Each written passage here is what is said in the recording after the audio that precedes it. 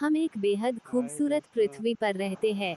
हमारे इस पृथ्वी में बड़े बड़े पहाड़, गहरे महासागर, घने और विशाल जंगल है। पृथ्वी पर हाथी जैसे बड़े बड़े जीव से लेकर अमीबा जैसे कई सारे छोटे छोटे जीव मौजूद है।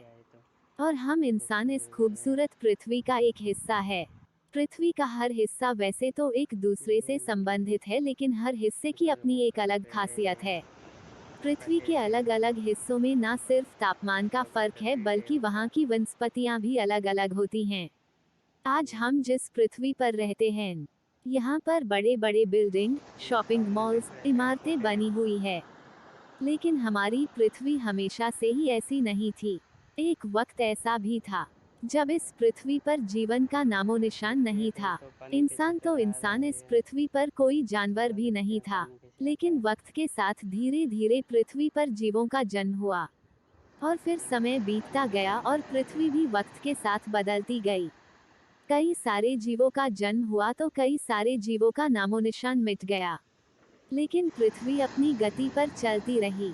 आज हम आपको इस लेख में पृथ्वी की जन्म की कहानी सुनाएंगे। जिस तरह एक बच्चे का जन्म होता है वह बड़ा होता है, ठीक उसी तरह पृथ्वी का भी जन्म हुआ था। समय के साथ उसमें भी बदलाव आए और देखते ही देखते पृथ्वी का पूरा रूप रंग ही बदल गया। लेकिन आज भी इस धरती को माँ ही कहते हैं। आज से करीब 4500 करोड़ों वर्ष पहले ब्रह्मांड में सिर्फ उल्कापिंड, गैस, धूल कण ही दिखाई देते थे। लेकिन उस समय मिल्की वे यानी आकाशगंगा में गुरुत्वाकर्षण बल के कारण गैस एक जगह एकत्र हो रही थे और धूल कण के मिलन से गैस बादल बन गए थे। इस गुरुत्वाकर्षण बल के खिंचाव से गैस निरंतर जमा होती गई और एक समय ऐसा आ गया कि गैसों के जमा होने से और रासायनिक प्रतिक्रिया होने से बादलों का बना समूह गर्म होने लगा।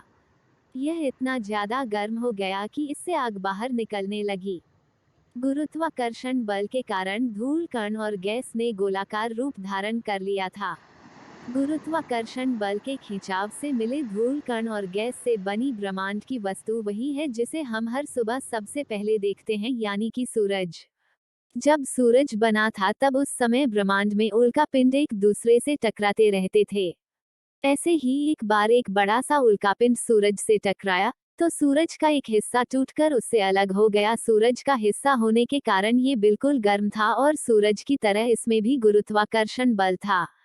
अपने गुरुत्वाकर्षण शक्ति से सूरज का ये टूटा हुआ हिस्सा आसपास में मौजूद सभी गैसों और लोहा, तांबा जैसी चीजों को अपनी ओर खींच रहा था। ये सभी चीजें गुरुत्वाकर्षण बल के कारण पृथ्वी के भूगर्भ में जमा हो रही थी और पृथ्वी का ऊपरी भाग एक बाहरी आवरण में बदल रहा था। गुरुत्वाकर्षण से आकर्षित हुए गैस मिलकर बादल बना रहे थे। इस तरह पृथ्वी पर वायुमंडल का निर्माण हुआ था। बादल के टकराने से पृथ्वी पर बारिश शुरू हो गई और बारिश की बूंदों ने गर्म पृथ्वी को बुझा दिया। जैसे जैसे वक्त बीतता गया वैसे वैसे लगातार वर्षा के कारण पृथ्वी का गर्म बाहरी आवरण ठंडा हो गया। लेकिन कई वर्षों तक लगातार बारिश होने के कारण पृथ्वी पर बहुत सारा पानी जमा हो गया था और इस तरह पृथ्वी पर महासागरों का निर्माण हुआ। इस तरह पृथ्वी पूरी तरह जलमग्न हो गई थी। महासागर बनने के बाद करीब 4000 करोड़ साल पहले महासागर में जीवन की उत्पत्ति हुई थी। हाइड्रोजन, नाइट्रोजन, कार्बन से मिलने शैवाल का जन्म हुआ। 3500 करोड़ साल पहले पानी में इस प्रकार कई सारे जीवों की उत्पत्ति हुई। ये छोटे छोटे जीव फोटोसिंथेसिस की प्रक्रिया करके ऑक्सीजन बनाते गए और वायुमंडल में ऑक्सीजन का संचार करते रहे।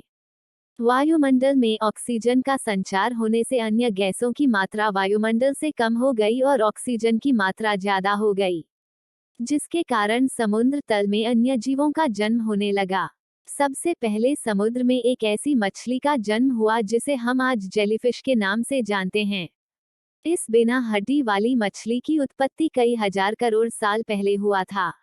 लेकिन लगातार विकसित होने के कारण इस जीव ने आज तक अपनी अस्तित्व को बचाए रखा है। इसके बाद महासागर में हड्डी वाले जीवों का जन्म होना शुरू हुआ। ये वह समय था जब शार्क जैसे बड़े बड़े जीवों की उत्पत्ति हो रही थी।